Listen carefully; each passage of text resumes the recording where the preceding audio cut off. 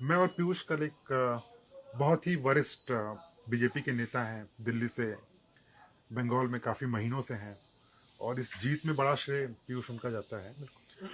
कल जब हमसे उनसे मुलाकात हुई तो उन्होंने दो चीजों का जिक्र किया हुआ था इसमें, और आईपैक का जिक्र करते हुए उन्होंने ये कहा कि आप अपने पार्टी का पूरा सिस्टम एक थर्ड पार्टी को दे देते हैं। वो पार्टी अगर आपके लिए स्लोगन भी तैयार करना शुरू कर देती है तो इस पार्टी का कुछ नहीं हो सकता है। अगर मैं सही बिल्कुल, उन्होंने ये भी बताया कि किस नेता को क्या ट्वीट करना है, हाँ, किस नेता को क्या बयान देना है, वो आईपैक डिसाइड कर रहा था। हाँ। आप एक थर्ड पार्टी को अपना सिस्टम पूरा दे देंगे तो आप हैं क्या? Why are you a political party? क्या आप राजनीतिक दल क्यों, आप लोगों के बीच में क्यों है कि एक अलग से एक कंपनी आपका सब कुछ मैनेज कर रहा है? और इसी चीज को बीजेपी शुरुआत में समझ गई थी। आप सोचिए बीजेपी का संगठन कितना स्ट्रांग है कि उन लोगों ने स्टार्टिंग से ही क्या रियल इश्यूज है जो लोगों को हिट कर रहे हैं, क्या इश्यूज है जो जिनसे लोग परेशान है। ऐसा नहीं कि एंटी इनकम्बेंसी पहली बार किसी सरकार के खिलाफ है, लेकिन इतनी भारी, इतनी बुरी तरीके से एंटी इनकम्बेंसी खिलाफ है सरकार के, साथ में जो फेलियर्स है, इट्स इंडिकेट। सोचिए यहाँ पर मेरी कल किसी से बात हो रही थी, वही बता रहे थे कि अपनी जमीन खरीदी हुई, उस जमीन को खरीदने के लिए भी आपको पैसा देना है। मतलब अगर मान लीजिए 10 लाख रुपए की आप जमीन खरीद रहे हैं तो आप 1 लाख रुपए किसी सिंडिकेट को दीजिए, तो आप जमीन आपके नाम होगी। उस जमीन पर घर बनाने के लिए एक एक ईंट, एक एक रोड़ी आपकी है। उस जगह पर घर बनाने के लिए आपको सिंडिकेट को पैसा देना है, कट मनी देना है, लेंटर डलना है, उसके बाद आपको कट मनी देना है। क्या सिस्टम है? एक चाय वाले का जिक्र कर रहे थे आप दोपहर में।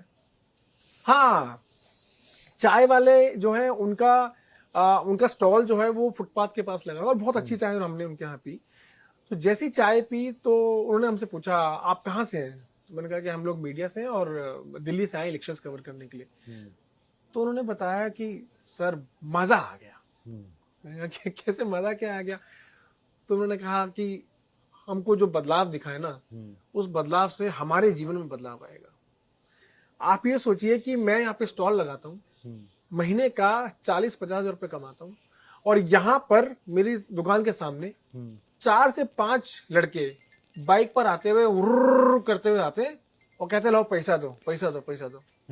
मैं गरीब आदमी बाहर से आकर यहाँ पर अपना बिजनेस सेटअप किया है, मेहनत से कमाता हूँ, और इन लोगों को मुझे अपना पैसा देना होता है। नहीं दूंगा तो आप ये देखिए मेरे ऊपर का ये जो ऊपर शेड लगा है ये तोड़ दिया, पिछली बार कमाई नहीं हुई तो वो तोड़ दिया, और नहीं देंगे तो आके कहेंगे पूरा स्टॉल तुम्हारा हटा देंगे। तो आप सोचिए इस तरह से लोग डर के अंदर जी रहे हैं। पिछली बार हमने डिस्कशन किया था कि एक डर एसआईआर का, तो चलो लोगों ने कहा कि हाँ एसआईआर की वजह से लोगों में यह था कि शंका की अगली बार नाम कट जाएगा तो इसलिए आके वोट डालते। वो डर जो एक्चुअली में हम लोगों के चेहरे पे फील किया, मैंने आपको चाय वाले का किस्सा बताया, मैंने आपको उस हिंदू महिला के साथ जो हुआ वो वाला किस्सा बताया, एक आलू किसान के साथ जो पिछली बार हुआ था वो मैंने आपको बताया। तो आप सोचिए ये वो डर है जो नहीं दिख रहा था, और इसी डर ने अपना काम कर दिया। और जो स्लोगन है ना बीजेपी का, भय आउट भरोसा इन, तो शायद वो भरोसा लोगों ने अब बीजेपी को भरोसा होगा या नहीं ये तो बाद में मिलेगा इसका आंसर। लेकिन आप जो कहते थे ना, मेरे एक बात हुआ था पिछले सप्ताह में एक आइसक्रीम वाला के साथ, उन्होंने बोला क्या हर रोज लोग आते थे, ये आपका क्या होगा ये देखा नहीं, सेल हुआ या नहीं, एवरी डे मानी उठा के लेके चले जाते हैं। Reporters of